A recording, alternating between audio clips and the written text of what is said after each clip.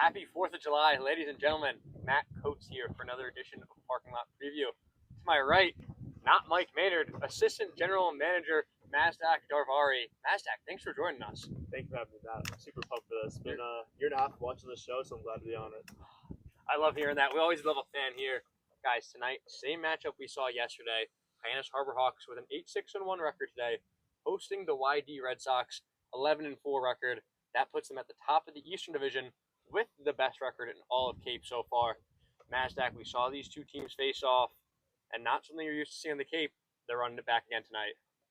For sure, yeah. It's great to play them kind of twice, back-to-back days every 4th of July and 3rd. Today it's all about trying to get that offense going early. The last couple of days, we've kind of been slow to start games. Yesterday, Y-D kind of had that one blow-up inning in the fourth, scoring 4. And, we didn't get going until the 9th. So get going a little earlier today, hop on that pitcher, and, just score runs early. Mazdak, you talked about last night's game. Fans, for those of you who may have missed it, the box score does not tell the whole story there. Very tightly contested matchup. Score ends up being 4-2. Y-D Red Sox take home the victory. Hyannis leaves with the loss. The score only came in 2 innings, however. 4 runs for the Y-D Red Sox in that 3rd inning there. All starter Pierce Capola and Harbor Hawks. No hit through 8 innings. Get to the top of that 9th inning. 2 back-to-back homers, then a double right on after that. So really quite the interesting game. Harbor Hawks down and out for a while, showing some life in the top of the 9th. Mazdak, I think the most impressive thing from last night's effort was the resilience from the Harbor Hawks offense. Certainly, yeah. It's a super resilient group, led by Mitch Carricker, who's a resilient coach. Good leader, keeps the guys, pretty upbeat. And, yeah, you saw the energy and, those fireworks flying pre-4th of July, Yep. Last night in the 9th. So hopefully that's, a little precursor to what's going to happen tonight and, get those fireworks, going early in this game so people can go home afterwards, enjoy a Hawks win, enjoy some more fireworks. You said it. We were spoiled last night with the long ball in that 3rd inning. 3-run homer shot by Vahiva Aloy, and then later in the 9th inning, 2 back-to-back homers for the Harbor Hawks. 1st and 2nd hit of the game, that came from newcomer Alex Lodis, Florida State product, and a guy who's been with us the whole way, Wallace Clark. So a lot of long bombs yesterday. For the pitching staff that's going tonight, going to try to limit that, but we'll see. Hopefully we see a few.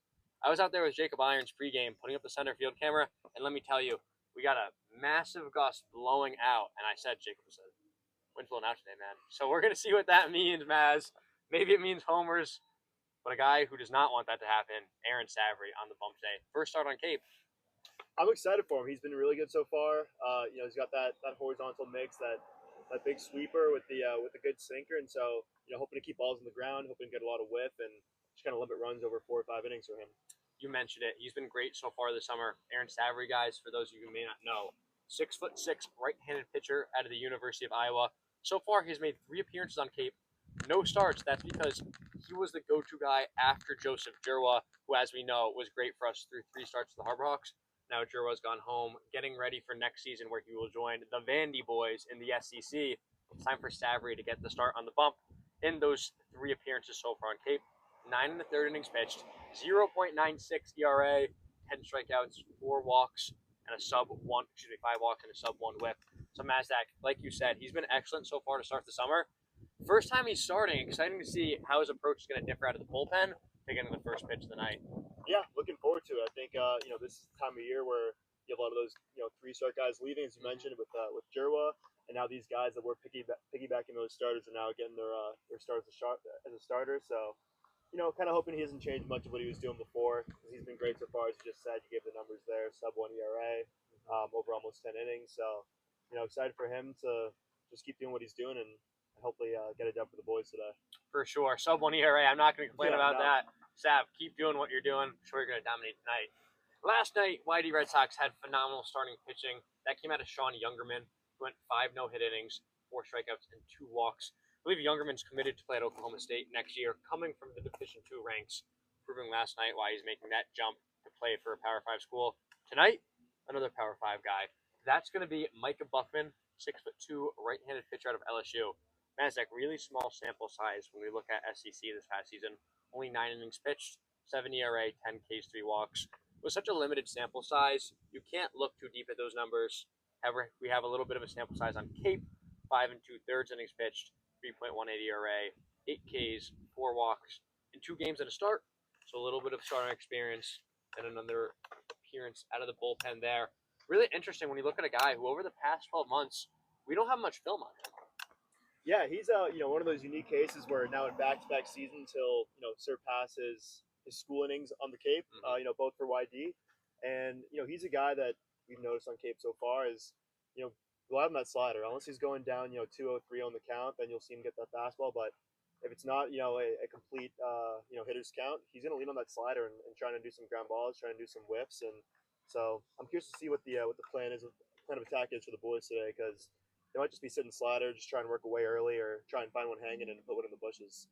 Yeah, I'm not surprised to hear that from Buckman. I remember I talked to Jerwa, the man we mentioned earlier, a few weeks back before he left Cape, and was talking about how when you come to the Cape, it's a lot easier to throw those break balls. He mentioned how he was working on his changeup because at school, induced a lot of hard contact with the metal bats, but it just dies on these wood bats. So you can't blame Buckman. He's coming in with a similar approach, trying to throw that slider, get some balls in the dirt, get a few pitchers' best friends, like Jacob Irons would say, in the double plays there if he allows runners on base.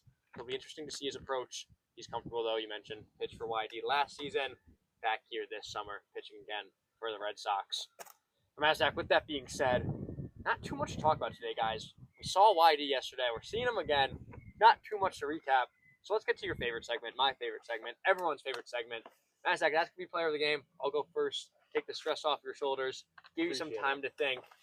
I'm going to go with the guy, really unsurprising pick here. That's John Gazdar. Harbor Hawks veteran, was here last summer, back this summer. A guy who's hoping to hear his name called in the MLB draft just over a week away. So I think he's going to try to end his Harbor Hawks career on a high note. Still leading the league, the Cape League, in RBIs with 15. Got the off night yesterday.